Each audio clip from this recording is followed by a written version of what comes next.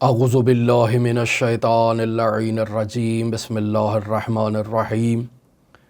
کتاب گلشن احباب درس کیفیت سیر و سلوک اولی الالباب کے مضامین پر گفتگو جاری تھی۔ گزشتہ گفتگو میں ہم نے سیر و سلوک میں نماز تہجد کی اہمیت پر ایک نہایت ہی مختصر گفتگو کی۔ ہم نے بیان کیا کہ اس کتاب کے مصنف نے نماز تہجد کے بارے میں گفتگو فرمائی ہے اور نہایت ہی مختصر گفتگو فرمائی ہے۔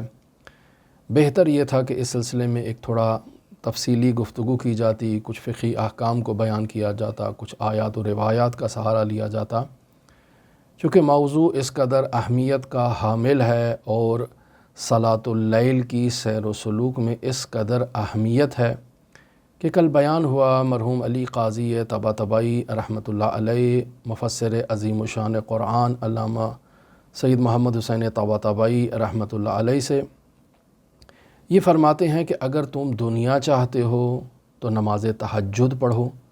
اگر آخرت چاہتے ہو تب بھی نماز تہجد پڑھو۔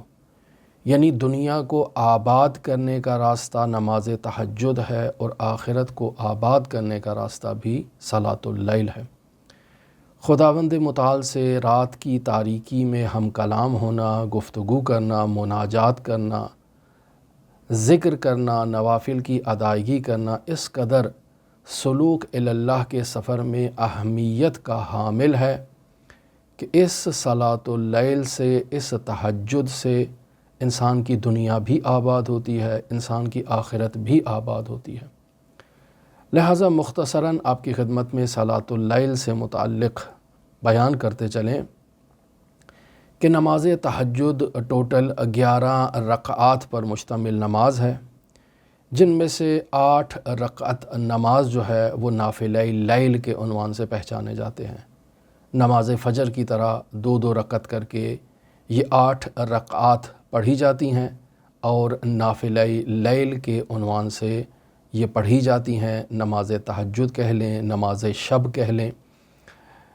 یہ 8 رکعات 2 رکعات کر کے پڑھی جاتی ہیں۔ لیکن نماز تہجد میں آخری 3 رکعات یعنی 2 رکعت نماز شفع اور 1 وتر، یہ نہایت ہی اہمیت کی حامل ہیں۔ یعنی 11 رکعات نماز صلاۃ اللیل میں پرفضیلت ترین جو حصہ تہجد کا ہے وہ آخری 3 رکعات ہیں، یعنی 2 رکعت شفع اور 1 رکعت وتر۔ اور پھر اس کے بعد انسان جو نافلہ فجر ادا کرتا ہے اس کی فضیلت تو اس شفع اور وتر سے بھی بڑھ کے ہے۔ لہٰذا یہاں فقہا بیان کرتے ہیں کہ اگر انسان کے پاس وقت کم ہے، رات کو وہ دیر سے بیدار نہیں ہو سکا، یعنی صبح تہجد کے لیے زیادہ وقت اسے نصیب نہیں ہوا، تو حد اقل اسے چاہیے کہ وہ اذان فجر سے پہلے 2 رکعت شفع اور 1 وتر بطور خاص انہیں ضرور پڑھے۔ اور اگر کسی کے پاس ان 3 رکعات کا بھی ٹائم نہیں ہے تو اسے 1 رکعت وتر ضرور پڑھنی چاہیے، اس قدر اس کی اہمیت ہے۔ اور یہاں اسے رجائے مطلوبیت کی نیت سے پڑھا جائے اور اس پر اکتفا کی جا سکتی ہے۔ اور تہجد کا وقت یقینی بات ہے کہ انسان رات کو 2 حصوں میں تقسیم کرتا ہے۔ مغرب کے بعد سے جو وقت تمام شروع ہوتا ہے اذان فجر تک کا، اسے 2 حصوں میں تقسیم کیا جاتا ہے، اور جو دوسرا حصہ ہے وہ آدھی رات کے بعد بیدار ہونے والا حصہ ہے، جس میں زیادہ فضیلت ہے کہ انسان اٹھے اور خداوند متعال سے ہم کلام ہو، خداوند متعال سے مناجات کرے، خداوند متعال سے راز و نیاز کرے۔ اس وجہ سے فقہا کہتے ہیں آدھی رات کے بعد اٹھ کر نماز تہجد پڑھنا یہ بافضیلت ہے۔ لیکن اگر کوئی شخص خوف زدہ ہے کہ وہ آدھی رات کے بعد بیدار نہیں ہو سکتا، اس کا لائف سٹائل کچھ ایسا ہے، کوئی مصروفیات ایسی ہیں، کچھ مسائل ایسے ہیں کہ اسے اس طرف نیند سے بیداری نہیں ہوتی ہے، وہ اذان فجر سے پہلے بیدار نہیں ہو سکتا، تو یہاں فقہا چھوٹ دیتے ہیں کہ آپ آدھی رات سے پہلے بھی تہجد کو ادا کر سکتے ہیں۔ اور آیت اللہ سیستانی زیدہ عزہ العالی کا تو فتویٰ یہ بھی ہے کہ نماز عشاء کے بعد صلاۃ اللیل کو پڑھا جا سکتا ہے۔ اور اگر بالفرض کوئی شخص صلاۃ اللیل کے لیے بیدار نہیں ہو سکا، اس نے تہجد کی نماز کو نہیں پڑھا ہے، تو یہاں اس کے لیے نہایتی فضیلت رکھتا ہے کہ وہ دن کے اوقات میں صلاۃ اللیل کی قضا کرے۔ جیسے انسان کی فجر کی نماز قضا ہو جائے، جیسے انسان کی ظہر یا عصر کی نماز چھوٹ جائے اور انسان اسے نہ پڑھ سکے، تو بعد میں کہا جاتا ہے کہ اس کی قضا کرنا اس پر واجب ہے۔ یہ صلاۃ اللیل کی قضا انسان پر واجب نہیں ہے لیکن مستحب ہے اور اس کی تاکید کی گئی ہے۔ لہٰذا اس قضا کو اگر انسان ترک کر دے، یعنی صلاۃ اللیل کی قضا دن کے وقت انجام نہ دے، تو اس میں کراہت پائی جاتی ہے، اور کراہت بھی شدید نوعیت کی ہے۔ لہٰذا انسان کو یہ چاہیے کہ وہ قضا ضرور انجام دے، اور پھر قضا کے علاوہ اگر انسان نے صلاۃ اللیل نہیں پڑھی ہے اور قضا اس کی ادا کر دی ہے بعد میں، تو تب بھی انسان کے لیے ہے کہ وہ ہر 2 رکعات کے عوض میں خداوند متعال کی بارگاہ میں 1 مد گندم صدقہ دے۔ اب 1 مد جو ایک پیمانہ بیان کیا گیا ہے فقہی اعتبار سے، یہ 1 مد گندم کتنی ہوتی ہے؟ بعض فقہا نے مد کی جو تعریف کی ہے اس میں 750 گرام بیان کیا ہے، بعض فقہا نے 10 سیر بیان کیا ہے، جبکہ بعض فقہا 900 گرام کو 1 مد کہتے ہیں۔ پس انسان ہر 2 رکعت کے بدلے میں 1 مد گندم جو ہے وہ اللہ کی راہ میں صدقہ دے۔ پس قضا تو اس نے جو ہے وہ کرنی ہے نماز صلاۃ اللیل کی، لیکن قضا کے علاوہ 1 مد گندم صدقہ دینا یہ بھی مستحب ہے۔ اور پھر اگر وہ ہر 2 رکعت کے بدلے میں 1 مد نہیں دے سکتا تو 4 رکعات کے بدلے میں 1 مد جو ہے وہ دے۔ اور اگر وہ ایسا بھی نہیں کر سکتا، نہایت ہی کمزور انسان ہے، تو پھر اس کے لیے یہ بیان کیا گیا ہے کہ صلاۃ اللیل کے بدلے میں وہ 1 مد گندم دے گا، اور اسی طرح دن کے وقت جو نافلہ روز اس نے انجام نہیں دیے ہیں، جیسے ظہرین کے نوافل ہیں، عصر اور مغربین کے نوافل ہیں، یعنی ظہر اور عصر، مغرب اور عشاء، ان کے نوافل اگر وہ ادا نہیں کرتا تو ان کے عوض بھی وہ 1 مد گندم جو ہے وہ اللہ کی راہ میں صدقہ دے گا۔ اب جہاں تک تعلق ہے خود نماز تہجد کا، تو یہ رسول خدا صلی اللہ علیہ وآلہ وسلم پر واجب تھی۔ اس کے قرآنی دلائل موجود ہیں، متعدد آیات جن سے علماء وجوب صلاۃ اللیل رسول خدا کے لیے بیان کرتے ہیں۔ سب سے پہلے جس آیت کا ذکر کیا جائے وہ سورہ اسراء کی آیت نمبر 79 ہے۔ خداوند متعال ارشاد فرما رہا ہے، بسم اللہ الرحمن الرحیم، وَمِنَ اللَّيْلِ فَتَہَجَّدْ بِهِ نَافِلَةً لَكَ، یعنی رات کا کچھ حصہ عبادت اور بندگی کے لیے بیدار ہو۔ یہ جو بیدار ہونا ہے یہ ایک زائد عمل ہے رسول خدا صلی اللہ علیہ وآلہ وسلم کے لیے، اور پھر خداوند متعال ارشاد فرما رہا ہے، عَسَىٰ أَن يَبْعَثَكَ رَبُّكَ مُقَامًا مَحْمُودًا، کہ اس عمل کے نتیجے میں آپ کا پروردگار آپ کو مقام محمود تک جو ہے وہ عنقریب اس پر فائز کرے گا، اور مقام محمود شفاعت عظمیٰ کا مقام ہے، رسول خدا صلی اللہ علیہ وآلہ وسلم کا اپنی امت کی شفاعت کرنا۔ بس ان آیات سے رسول خدا پر صلاۃ اللیل کے وجوب کو علماء نے بیان کیا ہے، اور اسی طرح سے سورہ مزمل کی آیت نمبر 1 ہے، آیت نمبر 2 ہے، اور آگے آیات یہ بھی وجوب کو بیان کرتی ہیں۔ بسم اللہ الرحمن الرحیم، یا ایہا المزمل، یعنی اے کپڑے لپیٹے ہوئی ہستی، یعنی اے وہ ذات جس نے اپنے ارد گرد کپڑوں کو لپیٹ رکھا ہے، یعنی چادر کو اوڑھ رکھا ہے۔ یا اس کا یوں ترجمہ کیا جائے مزمل، یعنی اگر بہت سنگین وزن اس معنی میں مزمل کو لیا جائے تو اے وہ ذات جس پر رسالت کا بہت عظیم بوجھ ہے، تو پھر خداوند متعال کیا فرما رہا ہے، قم اللیل الا قلیلا، کہ رات کا ایک حصہ عبادت کے لیے اٹھا کیجئے لیکن قلیل، یہ نہیں کہ ساری رات آپ اللہ کی عبادت کرتے رہیں۔ بس قم یہاں وجوب پر دلالت کرتا ہے کہ رسول خدا صلی اللہ علیہ وآلہ وسلم پر صلاۃ اللیل یعنی نماز تہجد واجب تھی۔ البتہ اس کے علاوہ باقی امت کے لیے نماز تہجد کو پڑھنا مستحب ہے، اس کے لیے بھی قرآنی دلائل موجود ہیں۔ مثلا سورہ سجدہ کی آیت نمبر 16 کو اگر ہم مشاہدہ کریں تو وہاں کچھ اس طرح سے ملتا ہے، تتجافی جنوبہم عن المضاجع، یعنی رات کو ان کے پہلو بستروں سے الگ رہتے ہیں، یعنی ایسے باتقوا لوگ ہیں کہ جو رات کو اپنے پہلوؤں تلے بستر پہ نہیں آرام کرتے بلکہ اپنے پہلوؤں کو بستر سے ہٹا دیتے ہیں، یعنی اٹھ کے بیٹھتے ہیں، اور پھر کیا کرتے ہیں، یدعون ربہم خوفا وطمعا، وہ اپنے پروردگار کو خوف الہی میں، خشیت الہی میں اور پروردگار کی جو امید کے لالچ میں وہ اپنے پروردگار کو پکارتے ہیں، وَمِمَّا رَزَقْنَاهُمْ يُنْفِقُونَ، اور انہیں جو اللہ نے رزق عطا کیا ہے اسے اللہ کی جو راہ ہے اس میں وہ انفاق کرتے ہیں اور خرچ کرتے ہیں۔ پس یہاں آیت کے پہلے دو جو حصے ہیں، تتجافی جنوبہم عن المضاجع، یہاں سے یہ بات واضح ہو رہی ہے کہ اہل تقوی کی یہ سیرت ہے کہ وہ رات کو اپنے بستروں سے اٹھتے ہیں، یدعون ربہم، وہ اپنے پروردگار کو پکارتے ہیں، خوفاً و طمعاً، پروردگار کے خوف میں یعنی اس کے عذاب کے خوف میں، و طمعاً یعنی اس سے جو انعامات اور اکرامات اور جو عنایات انسان کے اوپر خداوند متعال نے کر رکھی ہیں ان کے لالچ میں، ان کے شکریہ ادا کرنے کی خاطر جو ہے وہ اللہ کا ذکر کرتے ہیں اور تہجد پڑھتے ہیں۔ اسی طرح سے آپ دیکھ لیں سورہ زاریات ہے، آیت نمبر 17 ہے، آیت نمبر 18 ہے، خداوند متعال ارشاد فرما رہا ہے، قانوا قلیلا من اللیل ما یہجعون،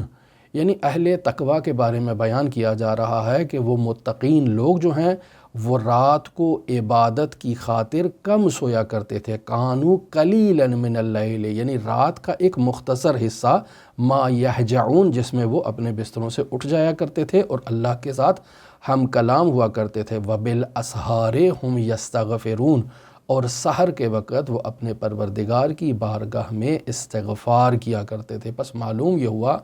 کہ اگر انسان اہل تقوی ہے، انسان اللہ کی بارگاہ میں خاضع ہے، تو اسے اللہ کی بارگاہ میں تہجد گزاری کرنی چاہیے اور صلاۃ اللیل کو پڑھنا چاہیے۔ اب جہاں ہم نے رسول خدا پر نماز تہجد کے وجوب سے متعلق دو آیات پیش کر دیں اور اسی طرح سے عام امت کے لیے صلاۃ اللیل کے استحباب سے متعلق بھی دو آیات پیش کر دی ہیں، تو اب یہاں آپ کی خدمت میں روایات کا سہارا لیتے ہیں۔ سب سے پہلی روایت حضرت امام جعفر صادق علیہ السلام سے آپ کی خدمت میں بیان کرتے ہیں، جسے مرحوم مجلسی رحمۃ اللہ علیہ نے بہار الانوار کی جلد نمبر 87 ہے اور صفحہ نمبر 162 پر اس روایت کو نقل کیا ہے۔ اس قدر اہم روایت ہے کہ جو شخص امام جعفر صادق علیہ السلام کا شیعہ ہے، امیر المؤمنین علی ابن ابی طالب علیہ الاف و تحیت و ثنا کا شیعہ ہے، اور وہ نماز تہجد نہیں پڑھتا، درواقع وہ شیعہ ہی نہیں ہے۔ امام جعفر صادق علیہ السلام کیا فرماتے ہیں، لیس من شیعتنا من لم یصلی صلاۃ اللیل، وہ شخص ہمارا شیعہ ہی نہیں ہے جو نماز تہجد کو نہیں پڑھتا ہے۔ پس نماز تہجد پڑھنا اس قدر اہمیت کا حامل ہے کہ صرف اور صرف خالص شیعہ ہی رات کے وقت اٹھتے ہیں اور نماز تہجد کے وقت اللہ سے ہم کلام ہوتے ہیں، استغفار کرتے ہیں، تہجد کرتے ہیں اور نافلہ لیل کو باقاعدگی سے انجام دیتے ہیں۔ یہ خاص شیعوں کی علامت ہے، ہر کسی کو یہ فیض حاصل نہیں ہوتا ہے۔ رسول خدا صلی اللہ علیہ وآلہ وسلم کی نہایتی محبوب عبادت صلاۃ اللیل ہے۔ مرحوم مجلسی رحمۃ اللہ علیہ بہار الانوار ہے، جلد نمبر 87 ہے، صفحہ نمبر 148 پر رسول خدا صلی اللہ علیہ وآلہ وسلم سے اس روایت کو بیان کرتے ہیں کہ حضرت فرماتے ہیں، الرکعتان فی جوف اللیل احب الی من الدنیا وما فیہا، کہ میرے لیے رات کے وسط میں یعنی آدھی رات کو، فی جوف اللیل یعنی آدھی رات کے وسط میں 2 رکعت ادا کرنا، 2 رکعت نماز پڑھنا میرے لیے احب الیہ، میرے لیے اس قدر محبوب ہے، من الدنیا وما فیہا، یعنی دنیا اور دنیا کے اندر جو کچھ بھی اللہ کی نعمات موجود ہیں ان تمام سے زیادہ رات کے جوف میں، رات کے وسط میں 2 رکعت نماز ادا کرنا میرے لیے بہت ہی محبوب ہے۔ پھر نماز تہجد سے متعلق عزیزان محترم بہترین نماز ہے، عبادات میں بہترین عبادت ہے۔ رسول خدا صلی اللہ علیہ وآلہ وسلم سے روایت نقل کی گئی ہے، کنز العمال ہے، جلد نمبر 7 ہے۔ یہاں رسول خدا سے نقل ہے، افضل الصلاة بعد صلاة المکتوبۃ الصلاة فی جوف اللیل،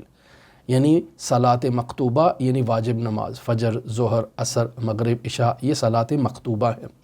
تو افضل الصلاة بعد صلاۃ المکتوبۃ یعنی ان واجب نمازوں کے بعد جو نماز سب سے زیادہ افضلیت اور اہمیت کی حامل ہے وہ الصلاۃ فی جوف اللیل، وہ رات کی تاریکی میں، رات کے وسط میں اللہ کی بارگاہ میں حاضر ہونا اور نماز تہجد پڑھنا ہے۔ نماز تہجد مومن کے لیے شرف کا باعث ہے، مومن کے لیے عزت کا باعث ہے، مومن کے لیے سربلندی کا باعث ہے۔ حضرت امام جعفر صادق علیہ السلام سے مرحوم مجلسی رحمۃ اللہ علیہ اپنی کتاب بحار الانوار جلد نمبر 87 ہے، صفحہ نمبر 141 پر اس روایت کو نقل کرتے ہیں، شرف المؤمن صلاتہ باللیل، مومن کے لیے بہترین شرف کا مقام ہے کہ وہ آدھی رات کو اٹھتا ہے اور اللہ کی بارگاہ میں مناجات کرتا ہے اور صلاۃ اللیل کرتا ہے، یعنی تہجد کرتا ہے، یعنی نماز شب کو پڑھتا ہے۔ پھر نماز تہجد میں حد اقل جو ہے وہ 1 رکعت کی تاکید کی گئی ہے، یعنی اگر کوئی شخص صلاۃ اللیل کے لیے بیدار نہیں ہو سکتا اور بہت کم اس کو وقت ملا ہے، اذان فجر ابھی قریب ہے، تو ہم پیچھے فقہی احکام میں بیان کر چکے کہ 3 رکعات آخری جو ہیں نماز شفع، نماز وتر، یہ نہایت اہمیت ہیں، یہ جان مطلب ہے صلاۃ اللیل کا۔ اگر کوئی شخص مکمل نماز تہجد کی 11 رکعات نہیں پڑھ سکا چونکہ دیر سے بیدار ہوا ہے،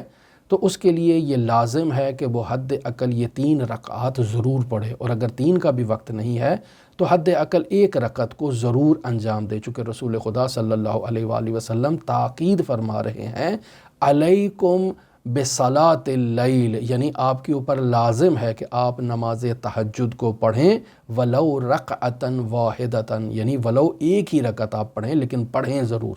اس قدر اہمیت کی حامل ہے۔ پھر رسول خدا آگے فرماتے ہیں، فإن الصلاۃ اللیل منحات عن العصم، یعنی نماز تہجد انسان سے گناہوں کو پاک کر دیتی ہے، یعنی انسان کو گویا کہ صلاۃ اللیل، نماز تہجد جو ہے وہ گناہوں سے محفوظ رکھتی ہے۔ پھر کیا فرماتے ہیں، وَتُطْفِئُ غَضَبَ الرَّبِّ تَبَارَکَ وَتَعَالَیٰ، اور انسان کو غضب پروردگار سے محفوظ رکھتی ہے، اور اللہ کے غضب کو جو اس عبد مومن پر اللہ کو غضب ہوا ہے اس غضب کو یہ صلاۃ اللیل ٹھنڈا کر دیتی ہے۔ وَتَدْفَعُ عَنْ أَهْلِهَا حَرَّ النَّارِ يَوْمَ الْقِيَامَةِ، اور یہ نماز تہجد اس قدر عظمت رکھتی ہے کہ قیامت کے دن آگ کی حرارت کو اس مصلی کے لیے، اس نمازی کے لیے وہ اس حرارت کو ٹھنڈا کر دے گی اور خاموش کر دے گی اور اسے ختم کر دے گی۔ بس صلاۃ اللیل اس قدر اہمیت کی حامل ہے۔ پھر انسان کی قبر میں تاریکی کے وقت جو ہے وہ ایک چراغ کی حیثیت رکھتی ہے۔ رسول خدا صلی اللہ علیہ وآلہ وسلم سے روایت مرحوم مجلسی رحمۃ اللہ علیہ نے بحار الانوار جلد نمبر 87 ہے، صفحہ نمبر 161 پر اس روایت کو نقل کیا ہے کہ صلاۃ اللیل سراج لصاحبہا فی ظلمت القبر، یعنی نماز تہجد مصلی تہجد کے لیے، یعنی وہ شخص جو نمازی ہے اور تہجد کے وقت نماز پڑھ رہا ہے، صلاۃ اللیل اس کی قبر میں اس کے لیے چراغ کا کردار ادا کرے گی۔ اور پھر ہماری گفتگو آپ کے ساتھ ہو رہی تھی اسباب بندش کے بارے میں، تو ہم نے بیان کیا وہاں کہ انسان اگر نماز تہجد نہیں پڑھتا تو اس کے کچھ اسباب ہوں گے نا، ان اسباب میں سب سے اہم سبب جو ہے وہ گناہ انجام دینا ہے۔ اگر شخص گناہ کرتا ہے، گنہگار ہے، تو وہ اس سعادت عظمیٰ سے محروم ہوگا۔ پس اسباب محرومیت صلاۃ اللیل میں اہم عامل جو ہے وہ گناہ ہے۔ مرحوم مجلسی رحمۃ اللہ علیہ بحار الانوار ہے، جلد نمبر 87 ہے، صفحہ نمبر 146 پر اس روایت کو نقل کرتے ہیں حضرت سید الاوصیاء سے، اور اس روایت کو ہم پہلے بھی نقل کر چکے ہیں۔ جاء رجل الی امیر المؤمنین علیہ السلام فقال، ایک شخص حضرت سید الاوصیاء امیر المؤمنین علی ابن ابی طالب علیہ الاف و طیت وسنا کی بارگاہ میں آتا ہے اور عرض کرتا ہے، یا امیر المؤمنین انی قد حرمت صلاۃ اللیل، اے امیر المؤمنین مجھ پر نماز تہجد گویا کہ حرام ہو چکی ہے، یعنی میں اس سے محروم ہوں۔ میں چاہتا ہوں تہجد پڑھوں لیکن محروم ہوں، نہیں بیدار ہو سکتا، بہت سے مسائل ہیں، بہت کوشش کرتا ہوں لیکن محروم ہوں، اب مجھے آپ بتائیے میں کیا کروں؟ فقال امیر المؤمنین علیہ السلام، تو حضرت کیا فرماتے ہیں؟ انت رجل قد قیدتک ذنوبک، کہ تو ایک ایسا مرد ہے جسے تیرے گناہوں نے جکڑ رکھا ہے۔ اگر انسان گنہگار ہے اور گناہوں کی زنجیر انسان کے پیروں پر آ چکی ہے اور اس زنجیر نے انسان کو جکڑ رکھا ہے، تو یقینی بات ہے وہ ملکوت اعلیٰ کی طرف انسان کو پرواز نہیں کرنے دے گی اور اسے صلاۃ اللیل سے یہ گناہ محروم رکھیں گے۔ اب گناہوں میں ایک گناہ جھوٹ ہے، اور اس قدر یہ گناہ جو ہے وہ انسان کی محرومیت کا باعث بنتا ہے کہ اسے نماز تہجد سے محروم کر دیتا ہے۔ حضرت امام جعفر صادق علیہ السلام سے مرحوم مجلسی بہار الانوار جلد نمبر 87 ہے، صفحہ نمبر 146 ہے، اس روایت کو نقل کرتے ہیں کہ حضرت فرماتے ہیں ان الرجل لیکذب الکذبۃ، یعنی انسان جب جھوٹ بولتا ہے فیحرم بہا صلاۃ اللیل، تو اس جھوٹ کے نتیجے میں وہ نماز تہجد سے محروم ہو جاتا ہے۔ اب نماز تہجد سے جب وہ محروم ہو گیا تو یہ محرومی اس کا معنوی رزق تھا، اس کے رزق میں بندش آ گئی، بس انسان نے جھوٹ بولا تو جھوٹ بولنے کے نتیجے میں تہجد سے محروم ہوا، تو یہ تہجد در واقع رزق معنوی ہے جو انسان کو بہت ضروری ہے، انسان کی لقاء اللہ کے لیے، اللہ سے ملاقات کے لیے۔ لیکن صرف رزق معنوی سے محروم نہیں ہوگا، یہ اس جھوٹ کے نتیجے میں صلاۃ اللیل سے بھی محروم ہوگا اور اپنے مادی رزق سے بھی محروم ہوگا۔ لہٰذا امام علیہ السلام فرماتے ہیں فَإِذَا حُرِمَ بِهَا صَلَاةَ اللَّيْلِ، کہ جب اس پر صلاۃ اللیل جو ہے وہ یہ اس سے محروم ہو جاتا ہے، حُرِمَ بِهَا الرِّزْقُ، تو اسی کے ساتھ ساتھ یہ رزق سے بھی محروم ہو جاتا ہے۔ پس اس کی محرومی مادی بھی ہے اور معنوی بھی ہے، یعنی مادی رزق بھی اس کا بندش کا شکار ہو چکا ہے، معنوی رزق بھی اس کا بندش کا شکار ہو چکا ہے۔ اور چونکہ ہماری بحث قبض اور بسط کے بارے میں تھی، تو قبض یعنی بندش کا ایجاد ہونا اور بسط یعنی وسعت کا ایجاد ہونا، تو ہم لوگ اکثر کہتے ہیں کہ ہمارے رزق میں بندش آ چکی ہے۔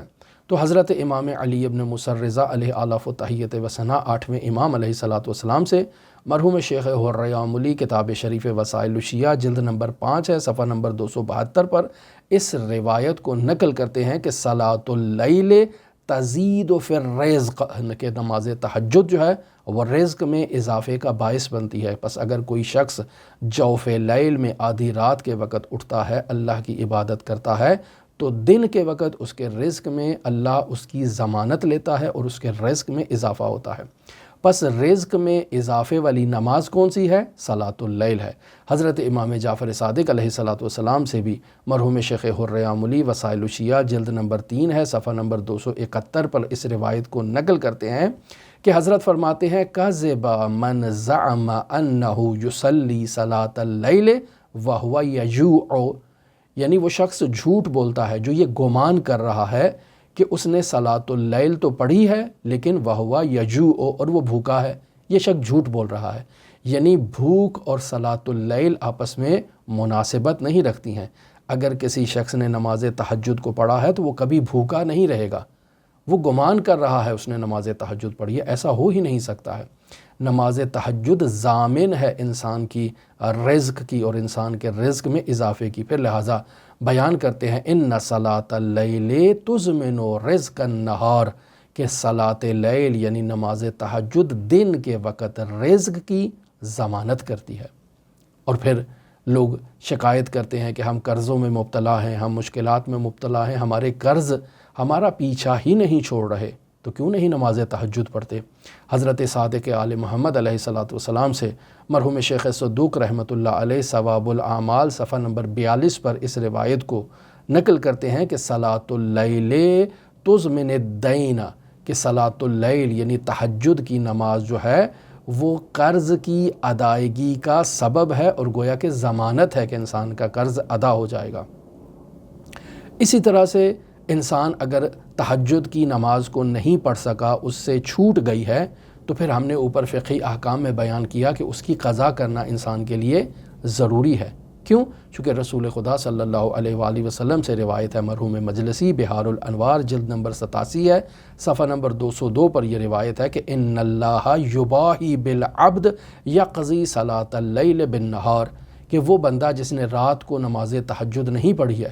دن کے وقت اٹھ کر وہ ان 11 رکعات کو بطور قضا جو ہے وہ پڑھ رہا ہے، تو اللہ ایسے بندے پر مباحات کرتا ہے، فخر محسوس کرتا ہے۔ یقول، اللہ تبارک و تعالیٰ کیا کہتا ہے؟ ملائکتی عبدی یقضی، اے میرے ملائکہ دیکھو میرا بندہ جو ہے وہ قضا کر رہا ہے۔ کس چیز کی قضا کر رہا ہے؟ ما لم افترضہ علیہ، وہ چیز جو میں نے اس پر فرض ہی نہیں کی ہے، اس پر واجب ہی نہیں کی ہے، لیکن یہ اٹھا ہے دن کے وقت اس کی قضا کر رہا ہے۔ اشہدو، اے میرے ملائکہ گواہ رہو اس کے اوپر کہ انی قد غفرت لہو، کہ میں نے اس شخص کو معاف کر دیا، اب اس کے ضمن میں کوئی گناہ موجود نہیں ہے۔ انسان کہتا ہے میرے ہر طرف دشمن ہیں، ہر طرف میرے لیے جو ہے وہ سازشیں کر رہے ہیں، میں دشمنوں کے حصار میں گھر چکا ہوں، تو کیوں وہ صلاۃ اللیل کو نہیں پڑھتا ہے؟ رسول خدا صلی اللہ علیہ وآلہ وسلم سے روایت نقل کر رہے ہیں مرحوم مجلسی بہار الانوار کی جلد نمبر 87 ہے، صفحہ نمبر 161 ہے، کہ رسول خدا فرماتے ہیں صلاۃ اللیل سلاح علی الاعداء، کہ نماز تہجد دشمنوں کے مقابلے میں ایک اسلحے کی مانند ہے، ایک ڈھال کی مانند ہے۔ دشمن سازش کرتے ہیں، چالیں چلتے ہیں، لیکن اگر انسان تہجد کے وقت نماز پڑھتا ہے تو وہ تمام چالیں انسان کی جو دشمن کر رہے ہیں اس کے خلاف اللہ انہیں ناکام کر دیتا ہے۔ پس صلاۃ اللیل ایک ڈھال کا کردار ادا کرتی ہے۔ تو عزیزان، یہ یہاں تک کفایت کرتا ہے۔ ہماری دعا ہے کہ خداوند متعال ہمیں صلاۃ اللیل کی تاکید جو اس قدر ہوئی ہے روایات میں، آیات میں، خدا ہمیں یہ سعادت عطا کرے کہ ہم زندگی میں کبھی نماز تہجد کو ترک نہ کریں، اور اگر خدا نخواستہ کبھی ترک ہو جائے تو ہم دن کے وقت اس کی قضا کریں اور اس کا صدقہ بھی دیں۔ دعا گو ہیں خداوند متعال منجی عالم بشریت حضرت صاحب العصر، صاحب الامر، صاحب الزمان کے ظہور میں تعجیل فرمائے اور ہمیں حضرت کے اصحاب و اعوان و انصار میں شمار فرمائے۔ اللہم صلی علی محمد و آل محمد وعجل فرج قائم آل محمد۔